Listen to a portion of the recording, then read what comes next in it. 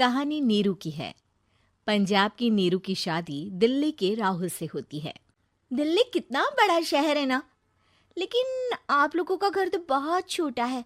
हमारे पंजाब में तो ये बड़े बड़े घर होते हैं कि मजा ही आ जाता है। कोई बात नहीं नीरू, मैं भी तुम्हारे लिए बहुत बड़ा मकान बनाऊंगा बहुत जल्दी। नीरू के पिता जहाँ पंजाब के जाने माने व्यापारी थे, वहीं उसका पति राहुल दिल्ली में एक सिंपल नौकरी करता था।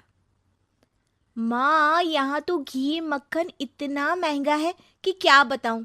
मैं तो तरस ही जाती हूँ घी खाने के लिए। नीरू की माँ को ये सुनकर बहुत दुख होता है।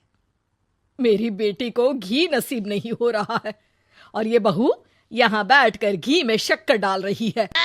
देख वनिता, मैं साफ कह रही हूँ, इस घर में जितना घी आएगा उतना ही मेरी बेटी के घर दिल्ली भी जाएगा। अरे ये क्या बात होती है माँ जी? बेटी का उतना ही करो जो अच्छा लगे।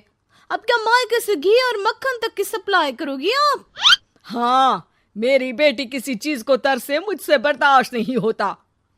अब क्या था, नीरू के मायके में 2 किलो घी आता तो 2 किलो दिल्ली जाता नीरू के पास। एक दिन, माँ बड़ी गर्मी पड़ती है दिल्ली में। इस घर में तो एक ही एसी है और वो भी ड्राइंग रूम में। सारा परिवार एक ही कमरे में सोता है। हाँ बेटा, वो तो हर घर की कहानी है। यहाँ भी एक ही एसी है। अरे बिल इतना आता है कि क्या बोलूं। तभी वहां राकेश आ जाता है। माँ, थोड़ी देर में यहाँ कुछ प्लम्बर आएंगे मेरे कमरे में एसी लगाने। जरा ध्यान से लगवा देना ना माँ। ओए, ऐसे कैसे तेरे कमरे में एसी लगेगा? हाँ राकेश, एक बार बात तो कर लेता। अरे पापा, वो वनिता को गर्मी में नींद नहीं आती। ड्राइंग रूम में सबके साथ सोने में वो अनकंफर्टेबल है, इसलिए। अरे पूरे परिवार के साथ वहां तेरी बहन नीरू भी तो सोती है। वो नहीं हो रही क्या अनकंफर्टेबल? समझ रहा है ना? अगर एसी लगेगा तो एक दिल्ली में तेरी बहन के कमरे में भी लगेगा, तभी तू लगा सकेगा। राकेश वनिता को सारी बात बताता है। वनिता करती भी क्या, मन मारकर बैठ जाती है। माँ, ये लोग ठीक नहीं है, क्या करूं मैं?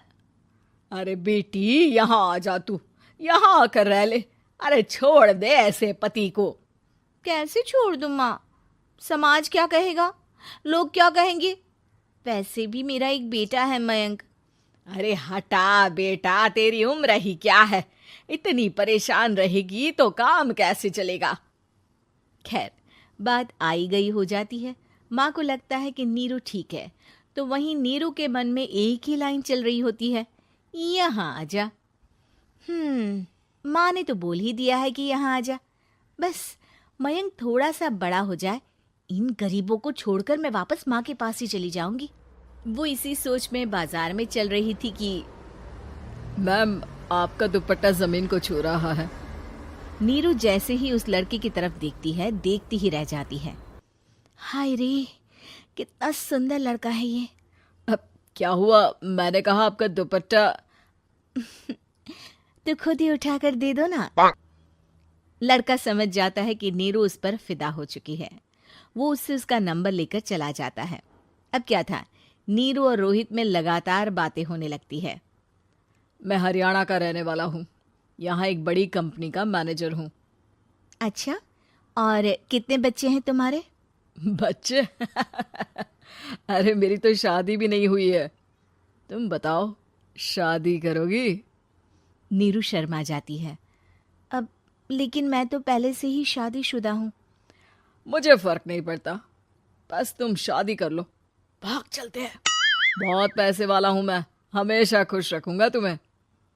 नीरू रोहित से मिलकर सारा प्लान बना लेती है और फिर एक दिन घर से भाग जाती है।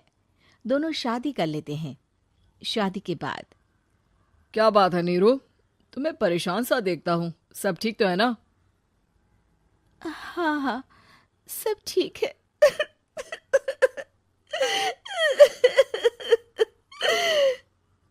ये कहते कहते ही वो रोने लगती है। अरे क्या हो गया, रो क्यों रही हो? मैंने तुमसे एक बात छुपाई है। और वही बात अब मुझे परेशान कर रही है। रोहित, मेरा एक बेटा भी है, उसका नाम मयंक है। क्या बात कर रही हो? ये तुमने मुझे पहले क्यों नहीं बताया? देखो नीरू, मेरी माँ को मैंने ये नहीं बताया है कि तुम शादीशुदा हो। बच्चा मैं मैनेज नहीं कर पाऊंगा। नीरू को समझ में नहीं आता कि वो क्या करे। तुम उस बच्चे को अपनी माँ को क्यों नहीं दे देती? नीरू चुपके से माँ को फोन करती है।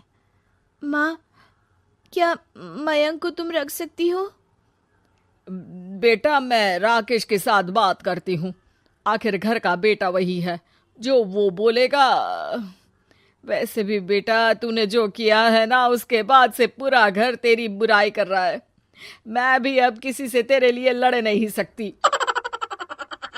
राकेश बेटा, नीरू ने तो जो किया बहुत ही बुरा किया, लेकिन मैं सोच रही थी कि क्यों ना मयंक को हम यहाँ ले आए।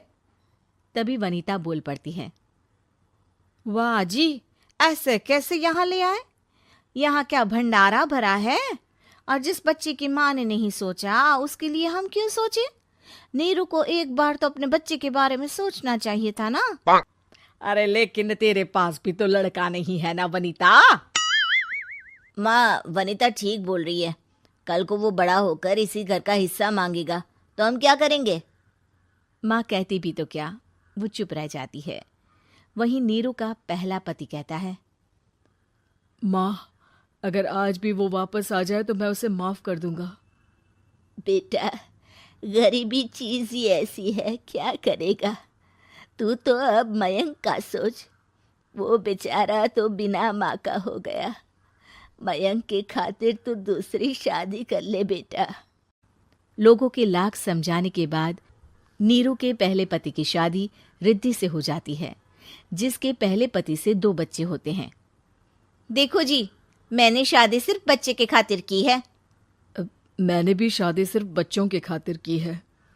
वहीं नीरू के दूसरे पति के मन में ये बात घर कर जाती है कि नीरू एक मासूम बच्चे को उसके खातिर छोड़ कर आई है। अब देखो नीरू, मुझे लगता है कि जो औरत अपनी कोख का बच्चा छोड़ सकती है, वो तो कुछ भी कर सकती है। कल को तुम्हें मुझसे अच्छा कोई मिल गया तो तुम तो मुझे भी बाय बाय कर दोगी ना। नीरू को अब उसका दूसरा पति ताने देना शुरू कर देता है। तंग आकर नीरू उसके यहाँ से भागकर अपने पहले पति के पास चली जाती है, लेकिन ससुराल में क्या लेने आई है नीरू, मयंक को? नहीं नहीं सासू माँ, मुझसे गलती हो गई, मुझे माफ कर दीजिए। नीरू, अब वक्त खत्म हो गया है, मेरी शादी हो चुकी है। तो छोड़ दो ना उसे, हमारा बच्चा है। मैं आपको अपनी माँ नहीं मानता, मेरी नहीं मान तो बात अच्छी है। नीरू मयंक की बात सुनकर समझ जाती है कि उसके पास अब न आसमान रहा ना ही जमीन।